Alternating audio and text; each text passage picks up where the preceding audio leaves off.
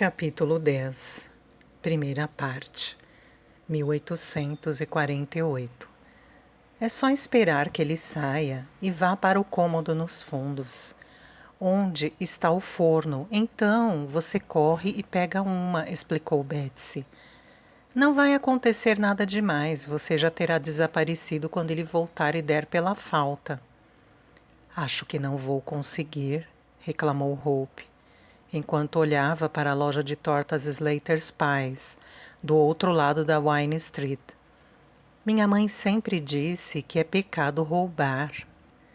Quando acordou naquela manhã, estava absolutamente determinada a fornecer uma refeição para os três.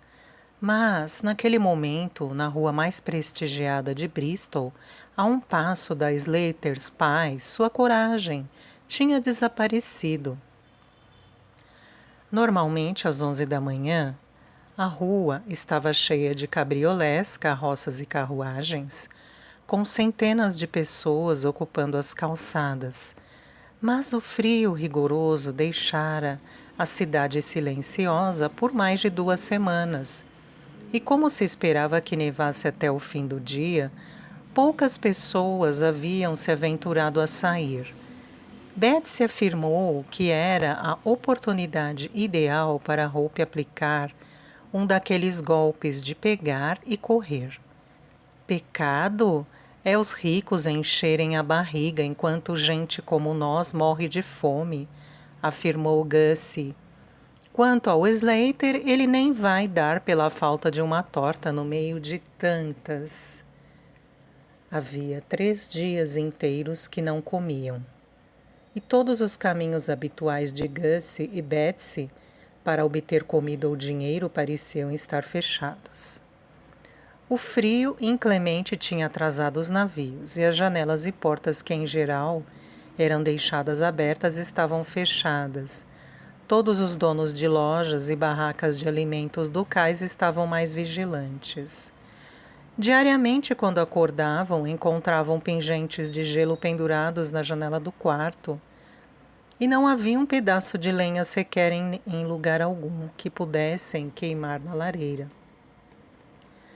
Sem um tostão no bolso, nem podiam entrar em uma cervejaria para se aquecerem. Hope sentiu-se obrigada a fazer algo para ajudar.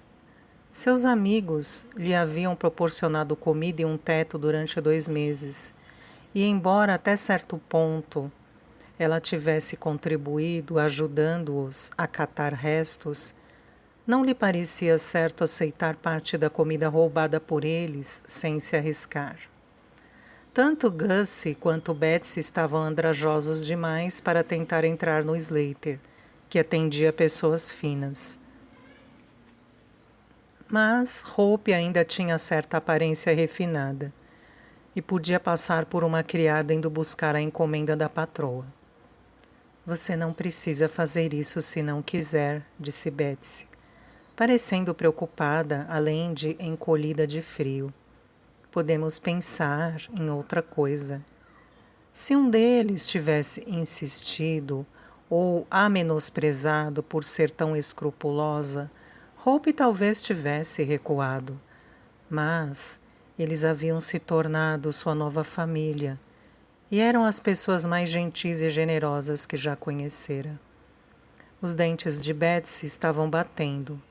O xale fino ao redor de seus ombros não a protegia contra o vento gelado vindo do norte. E Gussie tinha pulmões ruins. Na noite da véspera, Hope o ouvira tossir até quase pôr os bofes para fora. Ele não parecia nada bem. O rosto estava cor de cera e seu peito chiava. No entanto, esses dois que tinham crescido sem nenhuma das vantagens de que Hope desfrutara, dispunham-se a compartilhar tudo que tinham com ela. Tudo bem, eu faço, concordou relutante. Vão embora. Esperem-me no alto dos degraus da igreja de St. Nicholas.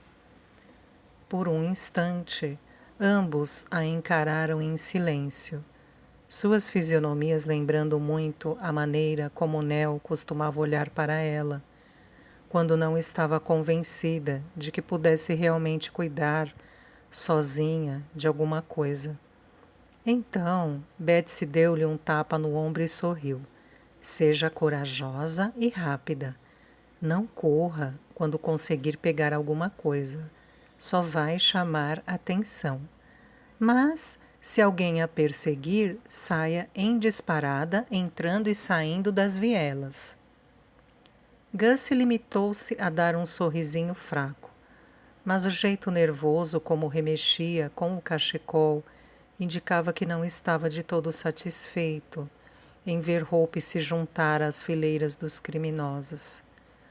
Assim que os amigos saíram da Wine Street na direção da Corn Street, Hope atravessou a rua e se dirigiu à loja de tortas.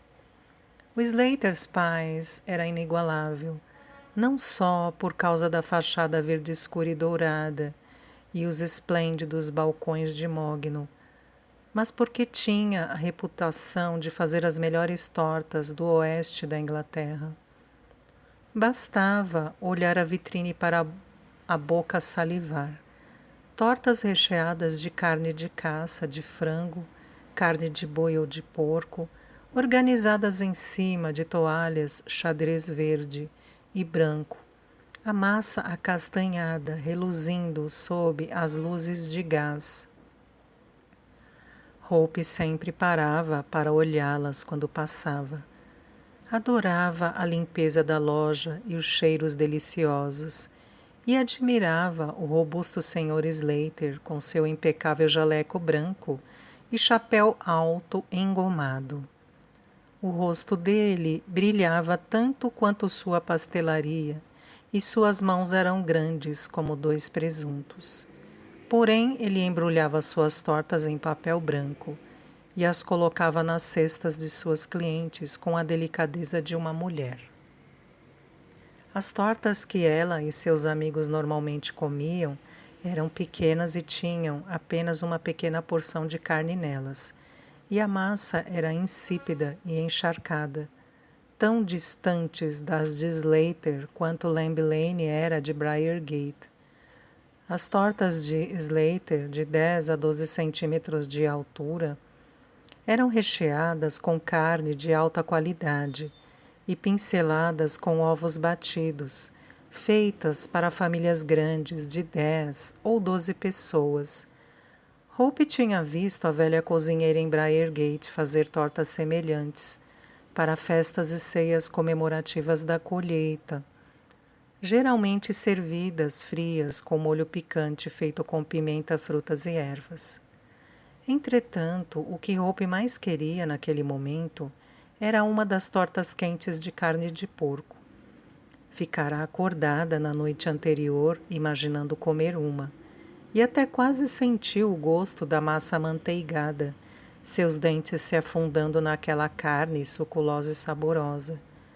De manhã, quando contou a seus amigos o que pretendia fazer, Gussie preveniu-a que poucas pessoas que conhecia se atreviam a roubar na Wine Street, por ser uma rua muito elegante. O argumento de Hope, contudo, foi que isso lhe dava uma vantagem, pois o Sr. Slater provavelmente não estaria acostumado a ficar de olho em oportunistas. Mas e se estivesse errada? Parecia um bom presságio que um tocador de realejo estivesse se apresentando diante da loja. O homem tinha um macaquinho vestido com um casaco vermelho e um pequeno chapéu, que pulava para cima e para baixo seguindo a música. Todo mundo parava para vê-lo, então Hope não pareceu deslocada ao ficar diante da vitrine da loja, acompanhando o Sr. Slater com um olhar. O cheiro maravilhoso das tortas sendo preparadas fez sua boca salivar, e as dores no estômago causadas pela fome voltaram com mais força. O Sr. Slater estava empacotando 4 tortas muito grandes de carne de caça em uma caixa e amarrando-a com barbante. Enquanto Hope observava, ele passou a caixa a um rapazola que evidentemente ia entregá-la a um cliente. Parecia estar zangado com o garoto, pois balançava um dedo para ele, talvez lhe dizendo para não fazer cera pelo caminho. O rapaz saiu carregando a caixa e desceu correndo ao Wine Street, sem sequer se deter para ver o macaco do homem do realejo. O Sr. Slater ficou sozinho na loja olhando um caderno, como se tivesse pedidos de encomendas a atender.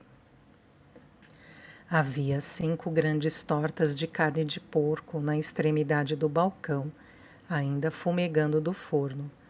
O Sr. Slater chegou à porta e olhou para fora franzindo a testa. Hope pensou que ele parecia irritado, achando que o tocador de realejo estivesse atrapalhando o seu negócio. Ele ficou à porta por 1 minuto ou 2. Verificou o seu relógio de bolso, depois virou-se, seguiu direto para a porta dos fundos da loja e por ali desapareceu. O coração de Hope disparou porque sabia que chegara o momento e que teria que aproveitá-lo antes que algum cliente resolvesse entrar. Tirou um pedaço de pano que ia amarrar ao redor da cintura, respirou fundo e entrou. Colocou o pano com habilidade sobre a torta mais próxima e apanhou-a. No entanto, assim que estava se virando para deixar a loja, ouviu o som de passos voltando e saiu correndo porta afora. Não foi rápido o bastante, pois assim que atravessou o limiar, ouviu o Sr. Slater gritar: "Pega, ladrão!" Suas entranhas se contraíram de medo. Já tinha visto gente correndo atrás de ladrões e geralmente os pegavam. Mas embora o grito do Sr. Slater soasse alto, o realejo lá fora estava ainda mais alto, e ela atravessou a multidão agarrando a torta junto do corpo. Estava muito quente, e teve que usar o capote para segurá-la. Sentia o cheiro e estava certa de que todos os que passassem por ela também sentiriam. "Pega, ladrão!" Ela o ouviu gritar novamente, mais alto desta vez. "Aquela garota de casaco cinza, segurem!" Hope agarrou a torta quente em seus braços e subiu correndo a Wine Street, sem nem ao menos virar a cabeça, para ver se estava sendo seguida. Dobrou na Pitway, uma alameda muito estreita que ia até o rio Frome. Era a área onde ficava a maioria das lojas de roupas e móveis de segunda mão.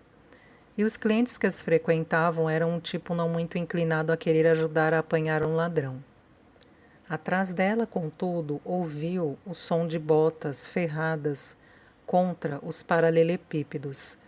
Correu como o vento, o coração batendo tão forte e acelerado, com o terror que pensou que ia estourar.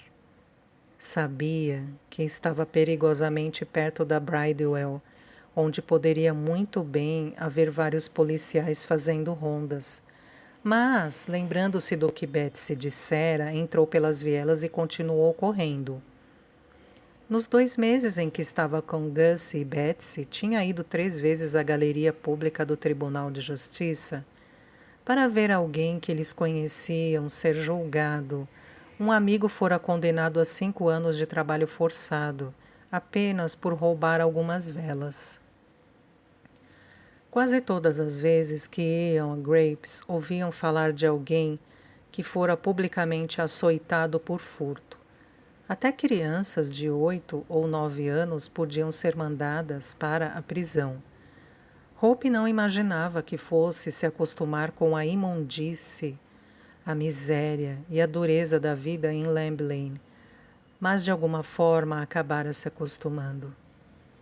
No entanto, muitas pessoas diziam que a prisão fazia Lamb Lane parecer um paraíso, e ela preferiria se afogar no rio a ir para lá e comprovar tal coisa. Sentia uma pontada na lateral do corpo de tanto correr, de uma viela para outra, mas o homem a perseguia implacavelmente. Não achava que fosse o Sr. Slater. Ele provavelmente teria oferecido a alguém uma recompensa para pegá-la, e qualquer um que o fizesse por dinheiro estaria muito determinado. Mas Hope também estava determinada. A torta era pesada, mas ela não tinha a intenção de deixá-la cair, muito menos de ser apanhada. Continuou a correr, esforçando-se para ir mais rápido e tentar se livrar do homem, mas a torta pesada estava diminuindo sua velocidade, a fome a deixava fraca e o homem começava a se aproximar. Quando desceu a Tower Lane, que ficava perto de onde ela saíra da Paisley, olhou para trás e viu que seu perseguidor era um homem alto, atarracado e calvo que parecia um pugilista. Estava a menos de 15 metros de distância dela, e Hope sabia que precisava encontrar uma maneira de despistá-lo. Quando dobrou a esquina seguinte, olhou freneticamente à volta, procurando um lugar onde se esconder, e como um presente dos céus, havia uma porta entreaberta. Ela entrou e fechou a porta atrás de si. Depois ficou ali parada tremendo e ouvindo os pés do homem ecoarem pela rua. A respiração saía-lhe arquejante e ela se sentia fraca e trêmula, esperando que a qualquer momento o homem adivinhasse o que fizera e batesse à porta. É você, Tilda? A voz fraca de uma velha soou no corredor escuro, sobressaltando-a ainda mais. Hope não enxergava nada com a porta fechada, mas o cheiro de limpeza do lugar lhe dizia que aquela casa era de uma pessoa da pequena burguesia, e o nome que a velha chamava provavelmente era o da criada. Porém, uma criada só deixaria a porta aberta se estivesse por perto. Sentiu náuseas de medo, com o coração batendo como uma máquina a vapor. Ela não sabia o que fazer. Até onde sabia, o homem que a perseguia podia estar parado ali na rua e até conseguir a ajuda da criada. Ela estava encurralada. Quando seus olhos se acostumaram com a escuridão do vestíbulo, viu uma escada diante dela e várias outras portas. Uma delas tinha apenas uma fresta aberta, e Hope presumiu que a velha poderia estar naquele quarto. Parecia lógico que a porta diretamente à sua frente pudesse levar a um quintal, então ela se dirigiu para lá na ponta dos pés. Estava aferrolhada, e o ferrolho rangeu quando ela o girou. Esperou um segundo, certa de que a velha ia chamar novamente. Quando não ouviu nenhum grito ou movimento frenético, abriu a porta e, para sua alegria, ali havia um pequeno quintal com um portão num muro de 2,5 metros de altura. Esgueirou-se para fora, fechando a porta silenciosamente atrás de si e atravessou o quintal. Mas o portão estava trancado e não havia nenhuma chave à vista. Por um momento, pensou que o jogo terminara. Não estava apenas encurralada, mas também tinha perdido o rumo e não fazia ideia do que poderia estar além daquele muro. Como a maior parte de Bristol, aquela área era um emaranhado de ruas estreitas e becos, a parte superior das casas projetando-se por cima das ruas, quase tocando as casas vizinhas. Porém, ela nunca estivera dentro dessas casas antes, e não havia nada familiar à vista para indicar exatamente onde ela se encontrava. Após alguns instantes de indecisão, concluiu que escalar o muro era a única opção viável. Amarrou a torta no pano e prendeu-o nas tiras do capuz do capote. Então, segurando um tijolo saliente, deu impulso e içou o corpo para cima. Se não estivesse desesperada, um olhar para o que estava lá embaixo poderia tê-la dissuadido. Era um beco estreito de menos de 1 metro de largura, não mais do que isso, que parecia funcionar como esgoto, mas naquele momento ela nem se importaria em pular em cima de dejetos humanos.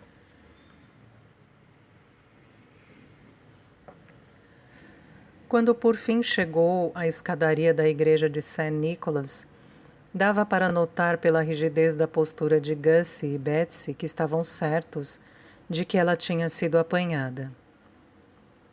"Procurando alguém?" gritou, imitando a mulher desbocada que morava no quarto abaixo dos deles. Foi uma festa ver os rostos deles se iluminarem, e outra, ainda maior, agitar o embrulho sob o nariz dos dois para que sentissem o cheiro da torta.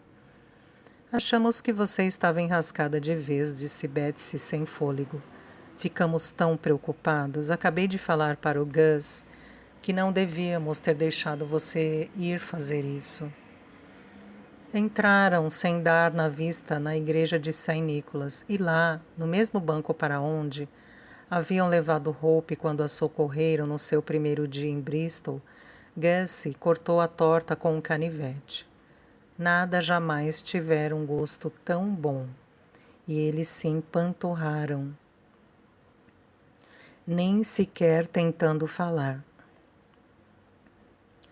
A torta ainda estava quente, o molho escorria pelo queixo, e a massa suculenta grudava nos dentes e nas gengivas. "Vou comer uma dessas todo dia quando ficar rico." Gussie soltou um suspiro quando finalmente se deu por satisfeito. "Foi a melhor coisa que já comi na vida." Hope embrulhou o que restou para comerem no dia seguinte. "Já tem ideia de como vai fazer para ficar rico?" perguntou ela, provocando-o. Sentia-se meio enjoada, tinha comido demais, mas não ia admitir em voz alta. "Ainda não, mas vou ficar", ele riu. "Agora conte o que aconteceu." Era uma sensação tão agradável ter sido ela a alimentá-los, que enquanto contava sua história, Hope ria alegremente. "Foi muita sorte o chão estar congelado naquele beco", disse ela ao terminar. "Não quero nem pensar no que estava debaixo do gelo." Durante a tarde, seguindo uma sugestão de Hope, os três partiram para o vilarejo de Stapleton para catar um pouco de lenha para a lareira. A torta tinha saciado sua fome, mas tinham consciência de que não poderiam passar outra noite gelada sem um fogo aceso. Os três estavam muito animados quando saíram carregando sacos para trazer lenha para casa. Mas quando as ruas estreitas de Bristol deram lugar ao campo aberto, de repente Gussie e Betsy ficaram estranhamente nervosos. "O vento é muito forte e frio", reclamou Betsy abraçando o corpo. "E esse lugar tem um cheiro engraçado." "É o cheiro de ar limpo", caçoou Hope, consciente de que seus amigos nunca tinham saído da cidade e desconfiando de que estavam intimidados pelos campos áridos de inverno e as árvores esqueléticas. "Ande mais rápido e logo vai se aquecer." "Me fizeram trabalhar numa fazenda quando eu tinha 8 anos. Gussie deixou escapar quando atravessavam um pasto. "Já era ruim trabalhar no asilo em Plymouth, mas na fazenda foi muito pior. Eu tinha tanta fome que costumava comer a lavagem do porco." "Não vamos ficar aqui", lembrou Hope. "Pense apenas que bom será encher esses sacos e ir para casa e acender o fogo na lareira. Quem sabe encontramos algumas batatas também e podemos assá-las no fogo." Betsy continuava resmungando como se estivesse sendo arrastada para a forca e gritava de medo toda vez que uma vaca vinha em sua direção. Gussie ficou calado e Hope imaginou que ele devia estar recordando lembranças dolorosas da infância. Tentando animar os amigos, Hope contou-lhes como costumava catar lenha com Joe e Henry. Descreveu a pequena carroça que o pai havia feito para eles e como os meninos costumavam deixá-la subir nela quando o chão estava duro com as geadas, como naquele dia.